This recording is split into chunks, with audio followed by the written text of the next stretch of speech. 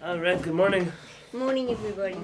Hashem. So last week we spoke about the transmission of the Torah, the transition between the age of prophecy, where we saw godliness, to the age of the sages, where we're just hearing, and there's no longer a first-hand vision, the ramifications of that.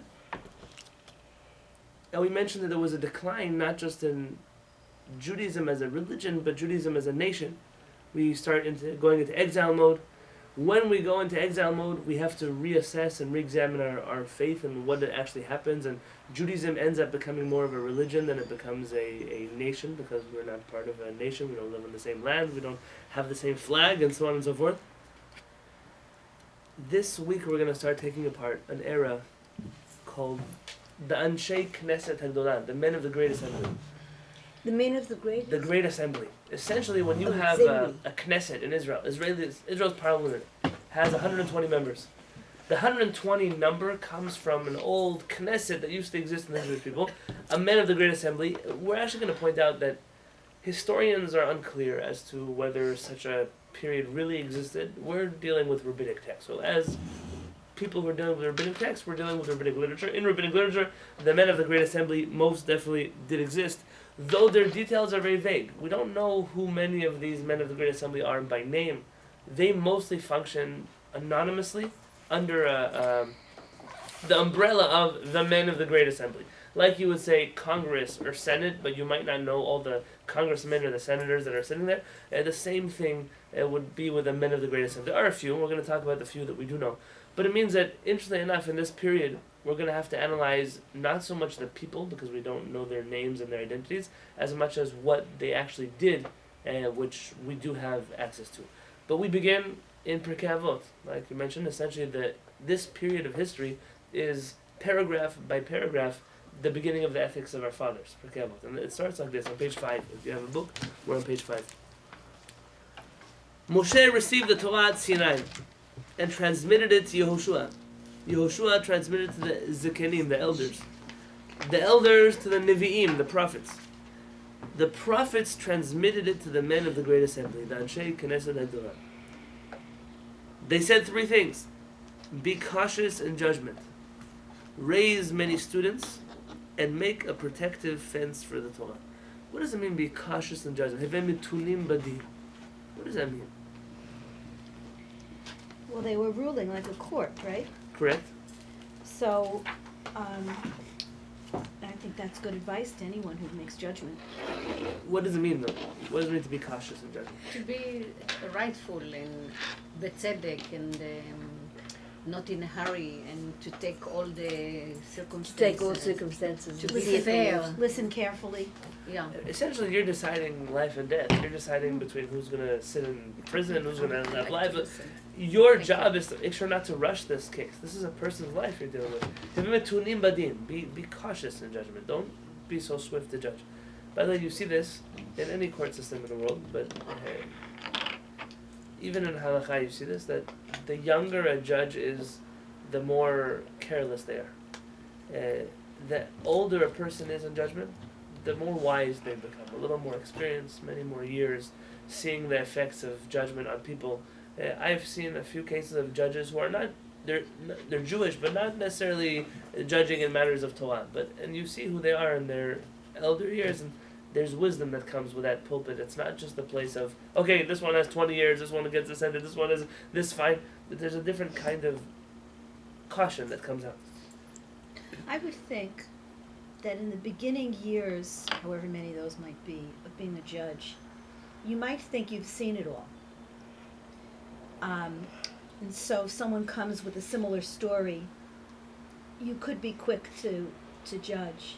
But I think the longer one judges or hears the stories, you begin to realize that while the basics might be the same, everyone has a different something about them or situation, so maybe you judge more. Everyone is different. There's nuance. You can't. Nuance. There's no such thing as a classic textbook case, because nobody was born in a textbook, and right. that does take the nuances. Right. Raise many students. Why? Why should you have many students? What about quality over quantity? I think that the more students you raise, the more chance you are to get somebody really brilliant out of it. That's correct.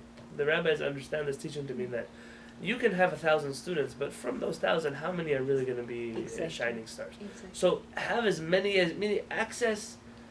Let people have access to as much teaching as they can, so that those people who really are gifted and are talented and are skilled can really shine to the top. And make a protective fence for the Torah.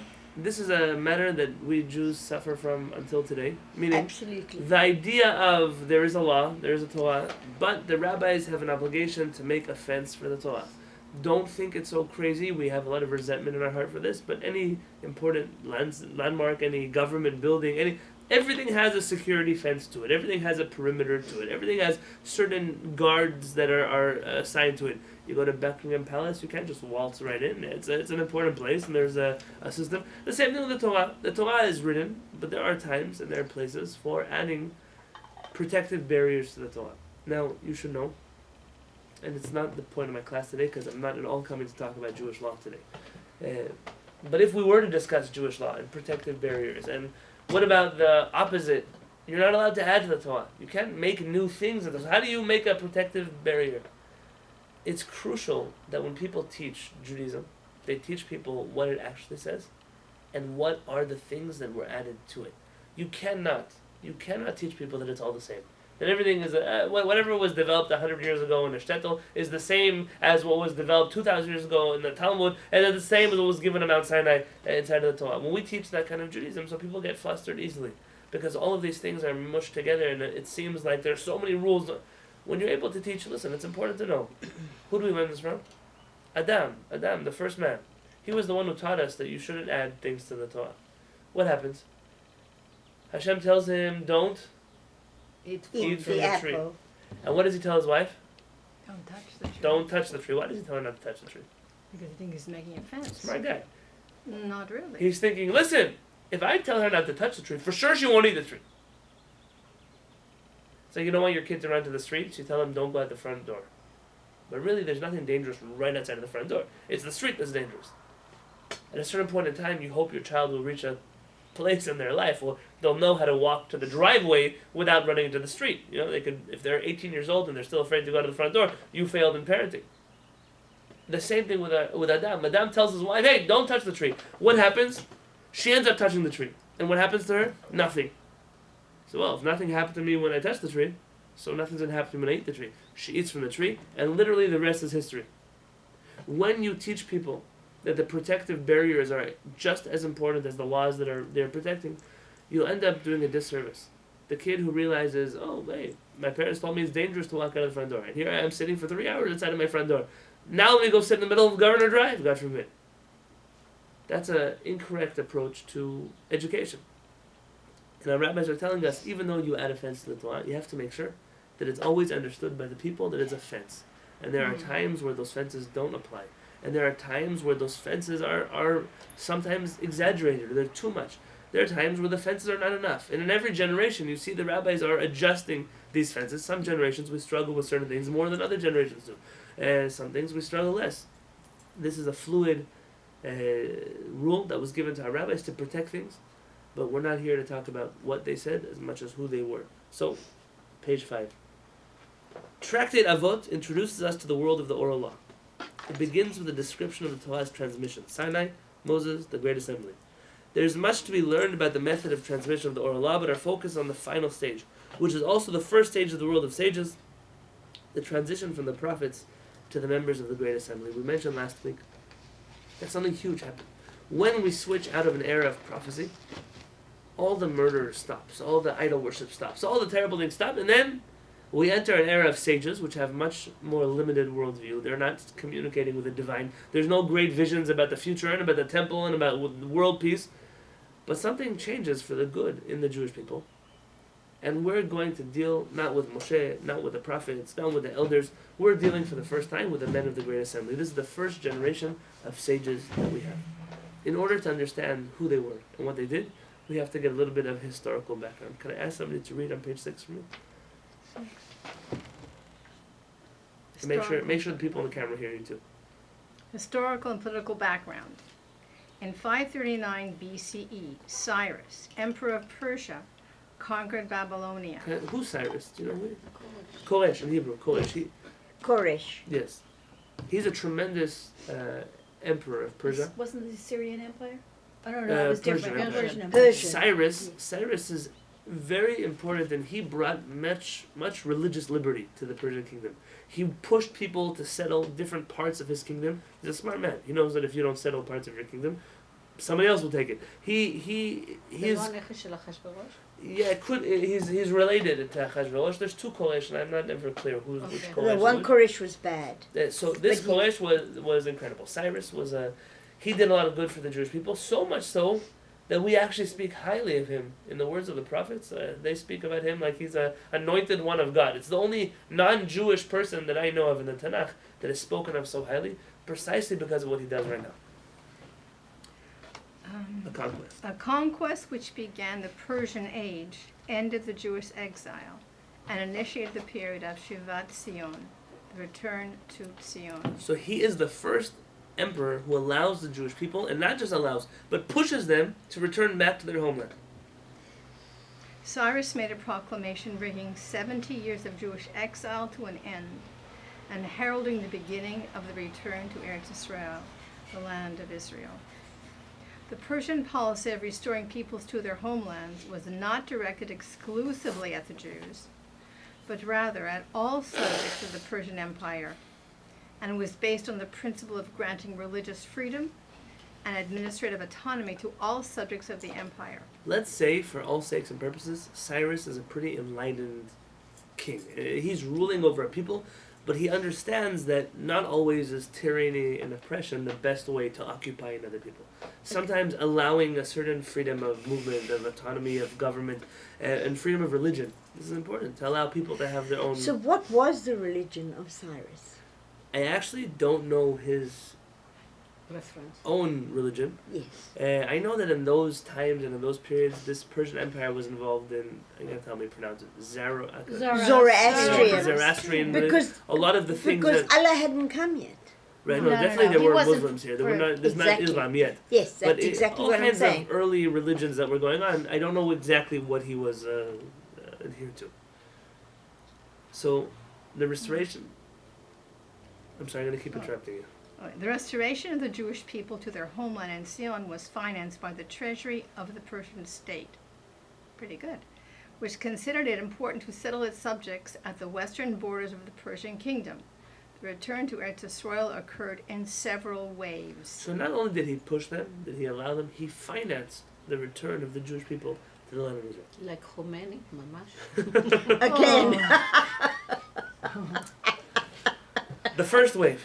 The first wave, Oh, shortly yeah. after Cyrus's proclamation, was accompanied by an abundance of frustrated hopes. This was the period at which Zechariah had prophesied, "Sing and rejoice, O daughter of Zion, for lo, I will come and dwell in your midst, says the Lord." Didn't we just read this in the Haftarah this week? Was that this week? I didn't read this yeah. week's after all. הקשבתי, אבל אני לא We זוכרת. definitely read this on Hanukkah. Hanukkah is a big time of return for the Jewish people. The Jewish people see this return from Persia to the land of Israel as God returning himself to the Jewish people. The words, I will come. יש מקום. Rami? Oh, excuse me. חלק. The words, "I will come," are God's promise to return home with his people. If the people could only gather themselves and return to Zion, God would come back with them. So they see this term, I will come, as something has to happen on the behalf of the Jewish people that God will return to them. It's not enough that he's going to go back to Israel. They have to unite and go back to Israel. It seems that after years of crisis and destruction of the temple, there was a tremendous religious revival, accompanied by great optimism. But great expectations lead to great disappointment. That sentence is a very important sentence in general. Disappointment, the definition of disappointment is when there's a gap between your expectations and what actually happens in reality. People who have very low expectations, they normally are very pessimistic people, but they end up not being so disappointed all the time because they never expected good from anything. When you expect little and you get more than what you expected, you're automatically happy. It is a disease of optimists or idealists that are always looking for something better and it doesn't happen, that they live in constant disappointment. You'll find many great leaders that thought that they could bring change to the world and realized their ability to process change is much faster than everyone else's ability to process change, that they find themselves very depressed. You'll read the memoirs of very great people, very great leaders, and you'll see that even though you may consider them a success, they knew that there was more that they could do, and they always hold themselves almost accountable for it. There was even a famous Hasidic Rebbe, the Kutzker Rebbe, who he started a revolution among the Hasidic community. He rebelled, along with a few of his colleagues and rabbis, against the dynasty-type leadership of the Hasidic movement. It used to be, if you were a great rabbi, your greatest student became the next great rabbi. The Hasidic community was the first community to start appointing its children as the leader of the next community, even though their children were not as worthy as the people in the community. So it became a family business. And these rabbis rebelled. You're talking about before the Holocaust, I don't know, maybe 100 years, maybe less even, before the Holocaust, these rabbis rebel. And they start their own group. There are many Hasidim, the Ger Hasidim, the Pishas Hasidim, the whole group of Hasidim that come from here. The Kutzker Rebbe, he's from those who break away. It can't be. That's not truth. The Hasidim are passionate about truth. This is falsehood. He gets in big trouble for it. He gets persecuted for much of his life by the rest of the Hasidic community for refusing to accept the yoke of leadership that they decided should be the leaders of the community. That's a fascinating story in its own right. How a revolution becomes an institution. And once a revolutionary movement becomes an institution, you then need somebody else to rebel against it and make a new revolution. So if you think about Hasidim were the rogue, anti-establishment Jews in Europe, if anything, today the Hasidic community is the most institutionalized and non-creative group of Jews that exist in the world, and someone has to rebel against that as well, and that's what you see all around you. The Kutzker Rebbe made a breakaway group of people who were obsessed with being truthful and genuine and real, and this was his whole thing, until he decided that even his own people were not real enough, that they couldn't hold themselves to the same level of integrity as he expected from them, and for the last 19 years of his life, he simply left. He went and locked himself in solitude and gave over the mantle of leadership to somebody who could handle the people. Some will look at that and say that's an irresponsible leadership, meaning you can't get frustrated with the people and abandon them.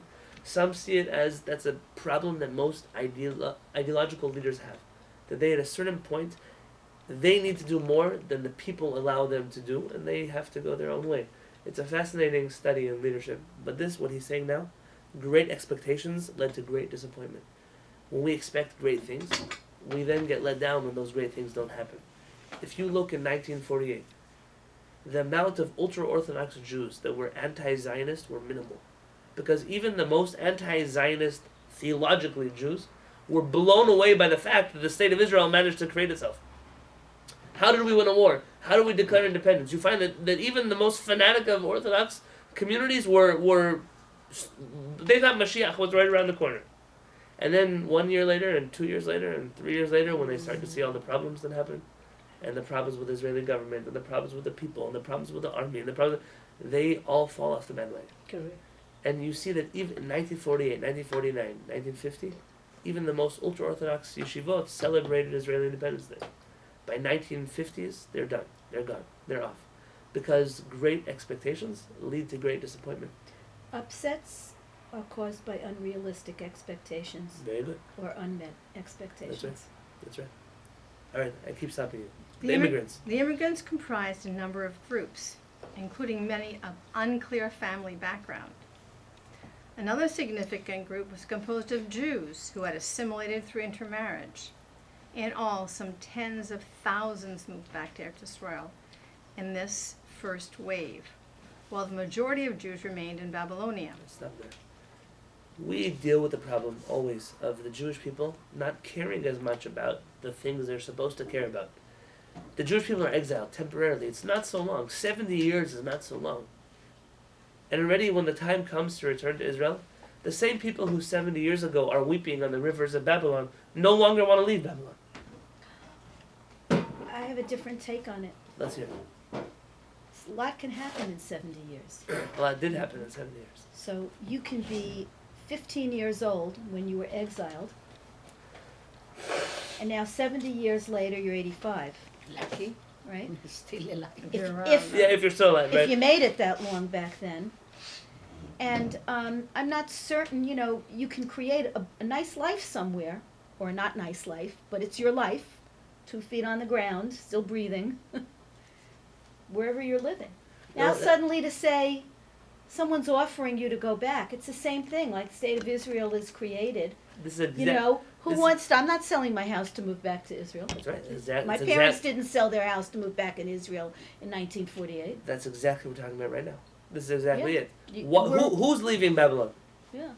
The young people. No, the No. people who are who People have with- nothing to give, who have nothing With to unclear lose. family background. What does that mean in Jewish Life community? wasn't working for them wherever they were. Very good. They were These like, are the it people who wasn't had working well. nothing to lose. They're broke. They're poor. They're unaffiliated. They're Right. what are they, assimilated through intermarriage? These are all people whose connection with the community is very weak. There's not really an incentive for them to stay anywhere. They're transient. They can go wherever you want them to go. There's an opportunity to move to Israel. Someone's gonna pay me for it. Let's do it. And it's like the Russians coming to Israel. This is We exactly. don't know who they are. Here's what I'm telling you: is that history repeats itself. course. History repeats itself. There's Always. nothing new. Who stays in Babylon? All the great rabbis, all the wealthy people, all the great community activists, all those responsible Jews. They stay here because why should we leave everything that we built for ourselves and go to Israel? I told you at the beginning of this class, not today, but of this course, that we're going to deal with issues that exist in the Jewish community today by examining the same exact issues that happened in the past. This is, like you mentioned, this is the state of Israel all over again. David Ben Gurion comes to the United States to fundraise for the new state of Israel in 1948, in the early 50s. And they're throwing money at him. But the Polish prime minister came around the same time to collect for the rebuilding of his country. They say he walked away with a few $1,000s. And David Ben-Gurion walked away with enough to fund his country. The American Jews were willing to put their money behind Israel. And David Ben-Gurion says, I don't want your money. I mean, he did want their money. No, I want your money, but I want you too. I need you to get up and move to Israel. And that was already too much. David, you're asking too much. You forgot about history. You forgot that most of the time, the Jews that are able to pay you money to support the state of Israel are going to be the same exact Jews who don't want to leave. We find a rabbi who discusses this issue, Rabbi Yonatan Halevy. Who is Rabbi Yonatan Halevy? The author of the Kuzari, which we study here. Yeah. Who is he? He lived in Spain. Spain. He lived in the golden era of He was a Spain. doctor. He was a physician. He was a if I'm poet not- also, a musician. He wrote, physician, רופא. I don't know. חושבת It could be, yeah, I would believe it. But Rabbi Okay. Yonatan Halevy was the most prolific author that we had of that era. He wrote a book on Jewish philosophy that is the foundation of Jewish philosophy, the poems that he wrote to Israel. He also was very close to the government at the time. He was a very influential person. The story of the Kuzari is probably not a true story. No? What am I to tell you? The story of the Kuzari is a story about a king from Kuzar, the land of the Khazars. And he has a dream, and the dream tells him that he believes in the right God, but he's not worshipping in the right way. It ends up searching through Greek philosophy, through Islam, through Christianity, finally finding Judaism. He ends up converting to Judaism. If you look at the edition of the Kuzari that we use here, it seems like, and it depends how big or small this phenomenon was, that there was a king of Kuzar who did convert to Judaism, who did have a kingdom who followed. But the truth is that happened many, many, many years before Rabbi Yehuda Halevi. So what Rabbi Yehuda Halevi is doing in the Kuzari is what many people do. They take a story that everybody knows. It's a narrative that everybody knows. Yeah. And they say, instead of writing a boring book, we'll clothe the story with our words. So Historical fiction. Exactly that. Meaning the book is true in terms of Jewish philosophy, but in terms of the story that happens, not really. And he uses that as a springboard for a conversation. Okay, that's right. He was a doctor. Although some people say that in that Kuzari region, they built their houses in a certain way. And then years later, they found that same building of houses in Poland. Interesting. Well, we do know that the Jews from the Khazar kingdom eventually did assimilate into Eastern European Jewry. We do know that for sure. So, By the way, the reason we don't talk about this so much in the Jewish community, anti-Semites love this conversation. yeah, Anti-Semites love to claim that we're not the real Jewish people because we've assimilated over the years. People have converted to Judaism. Correct. We don't have a right to the land of Israel because we're not really from and there. they're still on the internet It's saying all that. over the internet. And any time that I see people start to, okay, I'm going to tell you now something that I don't mean offensively. there is what to say about the lineage of every Jewish community. And there are Jewish communities whose lineage is a little more shady than others. Whenever we discuss those things, though, I make a point not to do it in anywhere public, because for the very simple reason, you don't have to be biologically Jewish to be Jewish. The whole concept of conversion exists in our religion for a reason. Everybody can join the Jewish people. And that's a belief that we've had since we became a people. We ourselves converted to Judaism, so to speak. We were part of the rest of the world and we became Jewish. And a Jew who doesn't believe that someone who's not Jewish can become Jewish is simply ignorant of the way the Jewish faith works. We never want to give an opening to other people to be able to say things that are... The people who will, Ashkenazi Jews are not really Jewish because they're all from the Khuzari kingdom.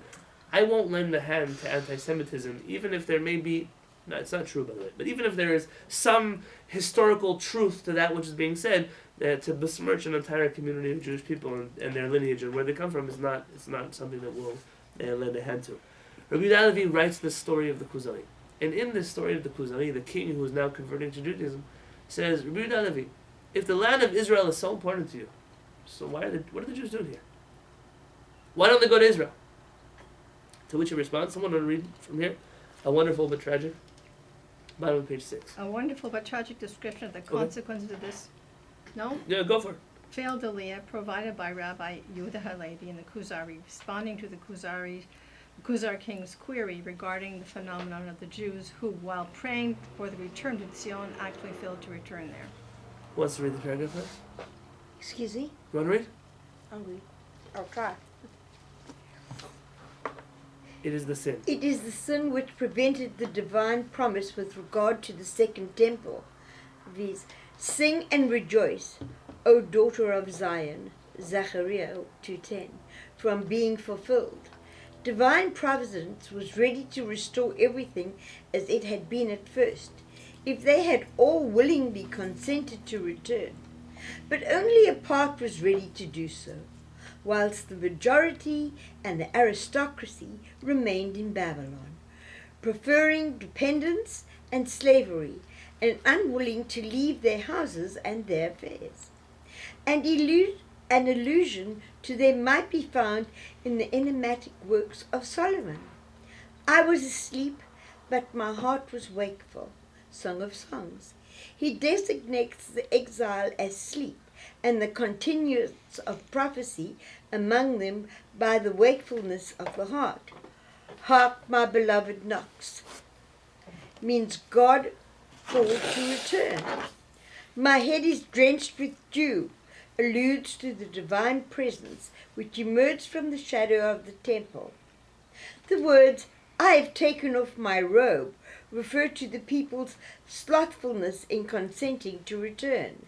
The sentence, my beloved took his hand through the latch, may be interpreted as the urgent call of Ezra, Nehemiah, and the prophets, until a portion of the people grudgingly responded to their invitation. A portion of the people grudgingly responded to their invitation. They didn't want to go. They didn't care to go. They were pushed to go. And because of that, a portion of the people end up returning. Rabbi Yonatan Halevy's answer to the king of Khuzar is, I don't have a good answer for you. The Jewish people just don't want to go home. There is an opportunity. There was, at this point in time, there was an opportunity for Jewish life to return to the way it was, to have a temple, to have a divine revelation, to everything that we wanted, but the Jewish people, they voted by their feet, and they voted not to go. I have a question. Yes. Where exactly was this Chazar? Where was his property? Where was his land? What, the king of Khuzar? Khuzari. The Khuzar. Oh, it's somewhere in near the Balkan region. Yeah, That's is that where? Where? No, I think in the No, Balkans. it's not Afghanistan. It was east of No, Poland. no, That's in how they- Europe. I don't think it was in Europe. It wasn't in Europe. I thought it was in. Because Sure. One of the Richard read a stands book about the Khuzars and the Khazars and everything, it's in and Europe. they called them the 13th tribe. Right, I You read that book. book. You and Richard spoke about it. I read that book. Yes. They were semi-nomadic Turkish people with a confederation of Turkic-speaking tribes that in the late 6th century established a major commercial empire covering the southeastern section of modern European Russia. Right, Ah. so Oh, it so it wasn't Europe. So Yeah. it's Asia. It's Asia. Yeah. It was Russia. It was Moldova area. I think that's the area. No, the Moldova area before Russia, just Somewhere in that Yes. area, the southern part. Albania. Yes, that's what I Southern think. part. Yeah. Over Okay. there. Over there. Well, just checking. Led by Zerubbabel. Who is Zerubbabel? That I don't know. You've heard his name before. Where do you Yes. sing? Where do you sing his name somewhere? I don't. You've done it so many times in your life that that's why you can't remember where it is. It's a Hanukkah. Very good. Chanukah. Ketz Bavel Zerubbabel Ketz Shivim Lo. At the end of the exile of Babylon, at the end of 70 years, Zerubbabel. He was the end of the. Zerubbabel is before Ezra. Before the prophet Ezra takes the Jewish people back home. That's what he says here on page 6. Page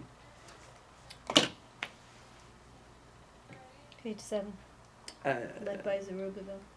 I know, but this the first wave, because later it comes with Ezra and Nehemiah. The first wave is led by Zerubbabel and Yehoshua the high priest. These returnees to the land of Israel. So who wants to read this? Okay. Led by Zerubbabel and Joshua, the high priest, these returnees to the land of Israel laid the foundations for the temple, but did not rebuild Jerusalem. For lack of sources, we have only vague knowledge of the 60-year period between Cyrus's proclamation and the arrival of Ezra. The Book of Ezra jumps from the days of the first returnees, Zerubbabel and Joshua, to the arrival of Ezra himself in the mid-5th century BCE. Ezra is going to be the most important character of the next few pages. So we're going to discuss him this week and next week. And he is a pivotal personality in Jewish history, and much of what you know that is Jewish today comes directly from Ezra. Ezra's governorship and that of Nehemiah, which followed soon after, marked the beginning of what we know as the period of the men of the Great Assembly, the last of the prophets, Haggai, Zechariah, and Malachi, all belong to this period of the return to Zion. Ezra himself, though a member of a distinguished priestly family, is referred to as scribe, a term which means we shall consider below. So we call him Ezra HaSofer, the scribe, Sofer, literally yeah. the one who. But Ezra is really a Kohen, meaning he's from a family of priests. Why he's not given the title of priest is intentional, and we're going to talk about that later. The group of people came in the wake of the prophets, but lacked the force of prophetic revelation. In brief, the period of the Great Assembly can be viewed as extending from the days of Ezra to the time that the Greeks entered upon the stage of our history around 400 to 350 BCE. Among this entire group, the only sage known to us by name is Shimon HaTzadik, Shimeon the Just, the last surviving member of the Great Assembly. The group as a whole is anonymous, and we will have to explore its nature and its teachings without becoming familiar with the individual personalities. So, thank you very much. We're setting the stage here for the era which we wish to discuss. The era of the sages is not also some random generation. It's a generation of a return of our people to its homeland. That's when religious revival comes. That's when there's a certain spiritual fervor that exists among the people. Things are turning well for the people. They all want to jump on the bandwagon. At that point in time, our leadership also is going through a change. And we mentioned it lacked the force of prophetic revelation. So we're in the wake of the prophets. We feel the effects of the prophets. The words of the prophets are coming into truth now, but we're no longer in that generation anymore. And then we're dealing with the men of the Great Assembly, who the only one we really know by name is Shimon HaTzadik, Shimon the Just. And we're going to discuss all of these people and who they are soon, but, and we have the time to do so today, we're going to at least take apart this first section of the absence of the priests in Mishnah Avot. Really, I was hoping that we would get into some of the changes that Ezra made, but I think next week's class will definitely be that. Ezra edits Judaism. But that's in the 5th century. Yes. Okay. Yes. BCE. Yeah, that's what. Fifth. Yeah, that's what he said. 1200 BCE. Oh, okay. Yeah, mid I fifth got century. confused with Yeah. my dates. Okay. Ezra Sofer is responsible. Maybe I'll start backwards. People think that Judaism. Well, they ask you what kind of Jew. There's Reform. There's Conservative. There's Orthodox. Reconstruction. When you ask an Orthodox Jew, what is Orthodoxy? They'll tell you it means that we never change. That's their favorite answer. That's not true. It's not, of course not true. And this class will show exactly how not true that is. Because Judaism is always changing. And in fact, the creation of Orthodox Judaism is a change from a Judaism that existed before. Ezra's story is a story of a leader who came into the Jewish people, saw issues with the way the Jewish community was living their life, and made some serious changes to the Jewish faith. And we follow those changes until today. And in order to understand how could Islam come along and do the things that he did, we have to stop thinking a little bit that Judaism is as rigid as you may believe. Things change in Judaism. They may change over time. They may be changed only by great people. But Judaism has also moved in different directions, depending on the times. we live in. Correct, but the Torah has never changed. The text, even that we're going to talk about, the text of the Torah itself. But yeah, the Torah as we know it from Mount Sinai is the Torah that we got in Mount Sinai. But we as a people have gone through different civilizations and different periods and different beliefs and different cultures and societies. You can't think that we're still the same people that left Egypt. No. Different interpretations of that A- one text. exactly. Absolutely. Exactly, but that's what Yeah. they still discuss today. Which is exactly But what we're going to do Ezra, here. Ezra is the first real prophet? Is that what He's you're saying? not, No, well, not a not really prophet, Not prophet. really prophet. a prophet. He's a scribe. He's a He's scribe, not a Well, prophet. they didn't call him a and prophet, they leader. called him a sofer. Right. Okay. So And that's why we're analyzing his A life. sofer, a scribe. We're analyzing Ezra because Ezra is essentially Ezra is the first man who is not a prophet who is leading the Jewish people, and that's crucial for us to understand the leadership that we have here. We're not dealing with prophets anymore either. Why aren't we mentioning Nehemiah as well, Nehemiah? We will because Nehemiah is essentially the successor of Ezra. He is like the vice president. So I'm sure we will deal with Nehemiah, but Ezra made these takanot and the changes. It's a good question. You know, Rav Kook was once asked. They asked him who he thinks he is from Tanakh, like which personality he was like. He said, "I feel like I'm an Ezra, but I have nobody to continue me as a Nehemiah." Like he felt a little bit like he got the ball rolling, but there was nobody to continue rolling the ball for him. He didn't have a vice But- president. And this Ezra-Nehemiah relationship is very So interesting. as the people, whoever they are, the ragamuffins or whatever, return to the land, over a period of time, there's always someone that stands up with ideas, that becomes a leader. And what you're saying is, this is Ezra. This is Ezra's generation. He Yeah, is the man of the I got generation. that. So Yes. that's what he's stepped up to the plate Yeah. for. So let's talk about something that we may not have noticed. Look on page 5. The first paragraph, the quote, Moshe kibel Torah miSinai. Moshe received the Torah Mount Sinai. He gave it to Yehoshua. Yehoshua gave it to the elders. The elders gave it to the prophets. The prophets gave it to the men of the great assembly. Where are the Kohanim? They're not mentioned.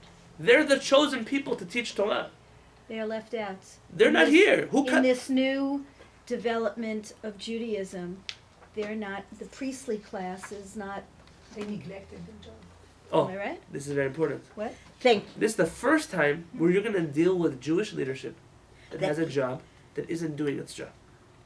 Because it's not doing its job, the Jewish people have to perform some kind of surgery and say, hey, Yeah. you're not doing your job, we don't need you anymore. We're going to find leadership where we need to find it. This is something that happens everywhere in the world. When old leadership does things the way old leadership has been not doing it forever, people eventually will rise up and say, we don't need you Replace them. anymore. We'll replace you with somebody who's actually going to get the job done. I was reading It's happening right here? an article yesterday about I won't tell where it is. In Montana. I think it was Montana.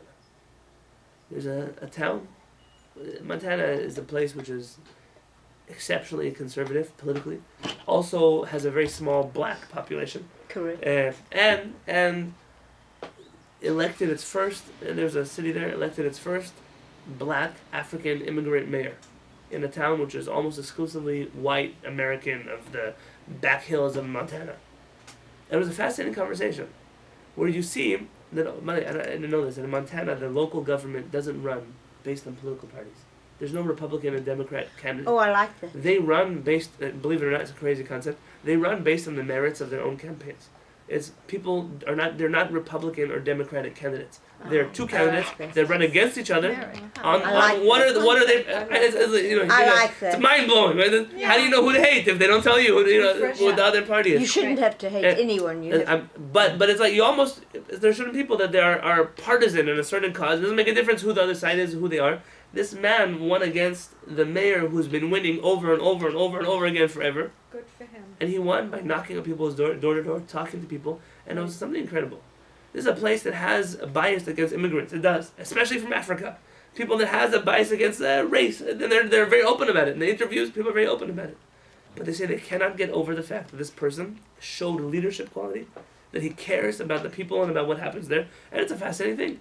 In a place where people are able to show leadership, people say, even though the old leadership is what's supposed to look a certain way, and it's supposed to, but we don't want that leadership anymore. We're done with that leadership. We want to choose somebody who's actually going to get things done. They even went to the bars, play where you find random street people, and everybody's loving this mayor. It's like he's the most amazing person they've elected. They know him on a first name basis. It's that kind of place. He's not, maybe in his 50s. He's not a 20-year-old new age kid. He came to this country. He served in this country's military. He joined one of the most famous churches in Montana. He's a very active community member. And they voted for him, it's crazy, on the merits of his campaign. Good for them. In our generation, you're finding something similar. There's the people who are supposed to lead the people. Remember, Isaiah is from those people. But he no longer is identified as from the class of priests because that's not his claim to leadership. His claim to leadership is because he actually is a leader, not just because he's from the family of priests. We're going to read this now. Who else has a book? Paula, you want to read from it? In the description of the chain of tradition, which opens Mishnah Avot, the absence of the priests is striking. From the elders to the prophets, and the prophets transmitted it to the men of the great assembly. This absence cries out for an explanation, especially in light of the Bible's description of the tribe of Levi in general, and the priests in particular, as being responsible for receiving and transmitting the Torah. The Kohanim, the priests, are essentially a subcategory of the Leviim. That's why in the prophets you always see the Levite priests. Are they Levites or are they priests? All the Leviim are Leviim, like us, and the Kohanim were taken from the Leviim to be a more exclusive group. So Levi was trusted with teaching Torah in particular, that's the tribe of Levi, and the Kohanim especially were given the extra task of educating the people.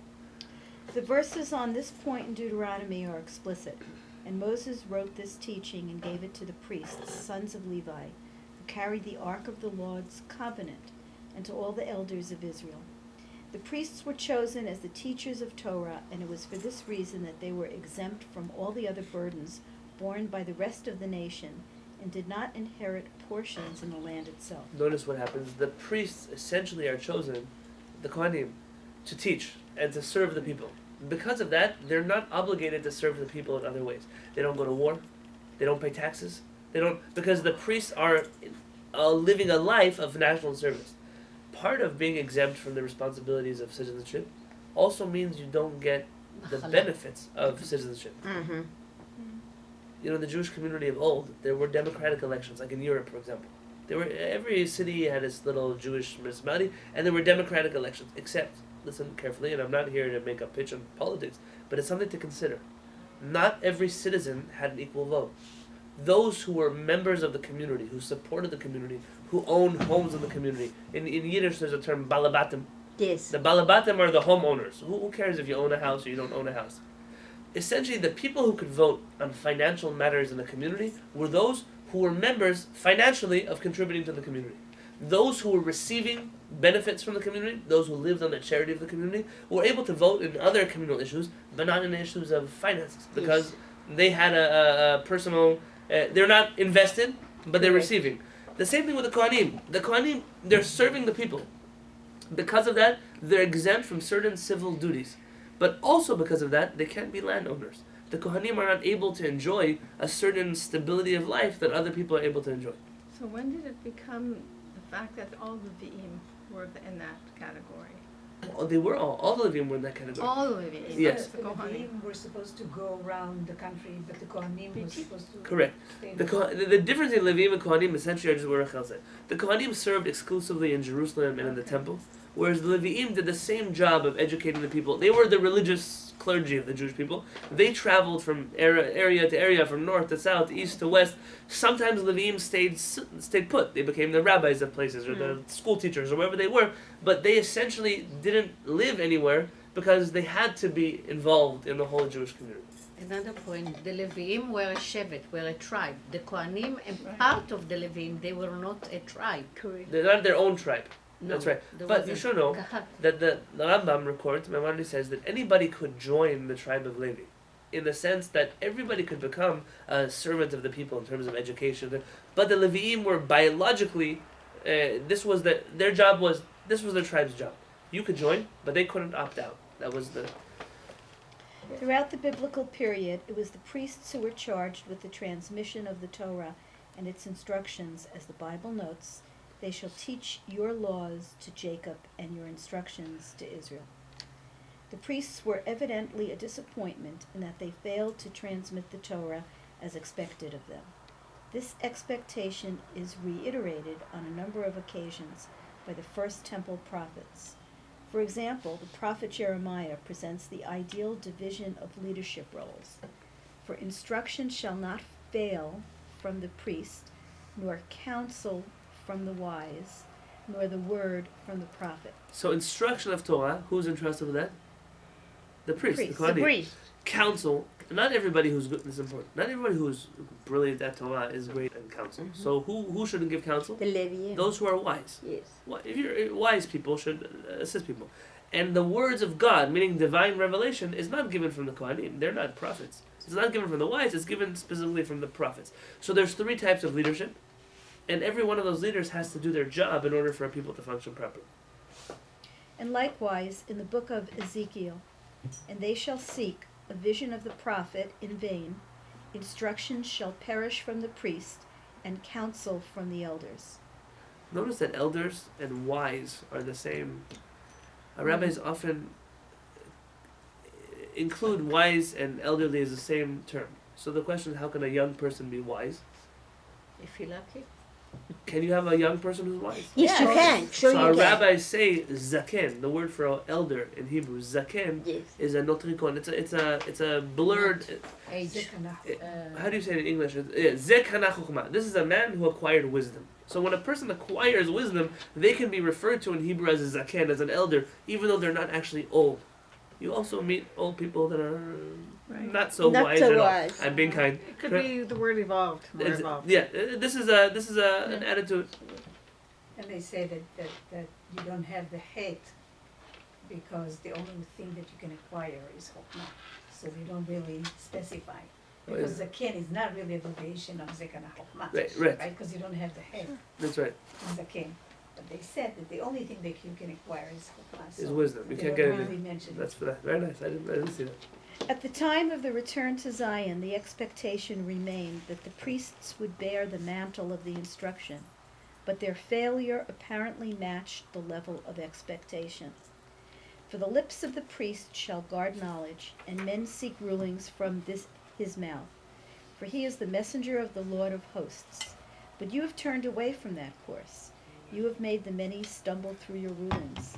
You have corrupted the covenant of Levites and the Lord of hosts." That was from Malachi. So Malachi is essentially. Our rabbis learned from this verse of Malachi that if you meet a great sage who's not a good person, it's forbidden to study from them. "From the lips of the priest shall guard knowledge, and men seek rulings from his mouth, for he is a messenger of the Lord of hosts." Messenger in Hebrew is a malach, an angel. And then If the teacher is not similar to an angel, meaning they don't have good qualities, don't study from them. This idea that you can study knowledge from a person without being affected by their personality is false. In Judaism, we believe that it's a package deal. When you say, you know what, I don't care how this person acts as long as they're doing the right thing. This attitude is very dangerous in Judaism because you cannot possibly be doing the right thing if your attitude is terrible. And even if they are doing the right thing, that incorrect attitude eventually will infiltrate in such a negative way that people will pick up on those flawed character traits. This is a very scary thing to think about. we don't believe that knowledge is separate from who a person is. There's a famous, I think I may have shared this with you recently. There's a famous story about an ethics professor. He's in college ethics. He's walking down the street. He finds a wallet on the ground. He picks up the wallet, takes out the cash, puts it in his pocket, keeps walking. His student says, "Come on, you're the ethics professor. How do you take the cash out of someone's wallet?" He says, "In room 104 next to me, there's a geometry professor. Do you expect him to be a triangle?" This attitude that your knowledge is separate from who you are is very dangerous. I think, by the way, that it's my critique of the Western education system, That's very fun. is that in the olden days, when you were a master of education, it could be in an old Jewish culture, it could be an old Japanese culture, it could be in some old world culture. The teacher was considered one of the most important people in society. The way they acted, the way they dressed, even in this country. Respected. If you look in the one-room classrooms of that one-room school teacher, she was the most refined individual in that town. She knew how to read, she knew how to write, she knew how to speak. She was an eloquent person. She was dressed a certain way. This shifted when you send your kids to school. Don't teach my kids anything. Just teach them what they need to know. Teach them math, teach them history. If a teacher cares... Mechanech, and right, in Hebrew the word for a teacher is an educator, like someone who raises your child almost. In today's world, if a teacher gets too close to a student, the first thing you do is maybe there's something inappropriate happening. Melamed is the word, isn't it? A melamed is the Yiddish. It's a Yiddish word. It's a Hebrew word, but it's used in Yiddish communities for the man who Teacher. teaches little Yeah, children. that's right. Yeah, that's but an right. educator is a mechanech. That's the term. This. In Yemen also they called him a melamed. Also there was such a term. It's not, but it was like a teacher. When we Melamed, that's where it comes in today's world, if there's a teacher who says, I see I actually read about it now. There was a teacher who saw that one of the students was homeless. And so she decided to help him buy clothes and do this, and even offer them to come live in their house. And she was called out for disorderly conduct. You can't have the kind of relationship with a student. In the old world, if you were a teacher and your student is homeless, it's not considered a crazy thing to offer their family to come live with you. But in today's world, that's not the job of a teacher. You're not a social worker. You're not a government office. You're not welfare. And it could be that they're right. It could be that in the Western definition of what is a teacher, the teacher is there to teach math. That's all they're there to do. They don't have, out of school, they can get drunk and they can. It doesn't make a difference there. Obviously, it's not a good idea because it's falling apart. Okay, fine. The old system was I obviously was But working. you live in a world where the teacher was a person who was head and shoulders above the rest of the people. They were. I remember my grandfather's synagogue, so the synagogue that my father grew up in. There was the mori. Mori was that was the Yemenite word for the teacher. Really, there was like a mori. Yeah, the mori. He was an old, shriveled, crumpled up man. He would sit in his row, and he was even though he wasn't the rabbi of the synagogue, It was good. everything that happened in the synagogue, he decided the last. So two people got in a fight, the Mori made a decision what happened. The kids were making noise, and there was everything happened because this was a person that the whole community looked up to. He was an educator. He was a person who knew, even if other people knew, but he knew more. He was wiser. He had a certain...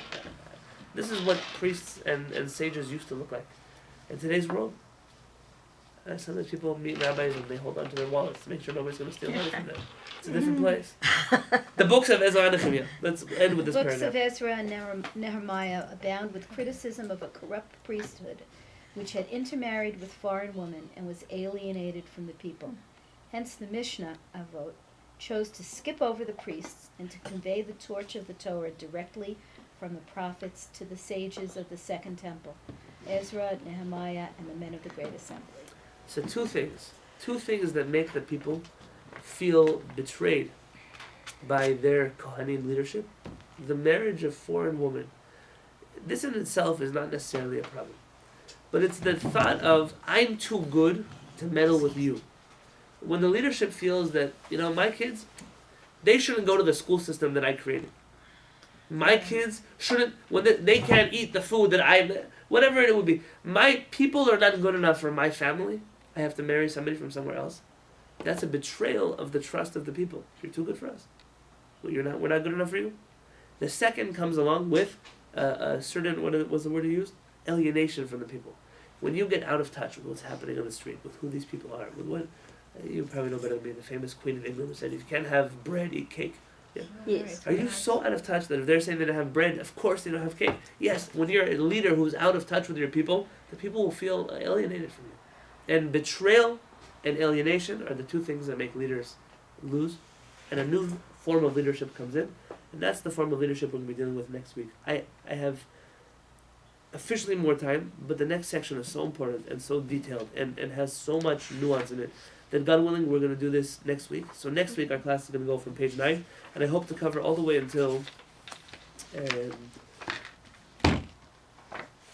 probably not going to get to 17, or at least until page 15. That's my hope.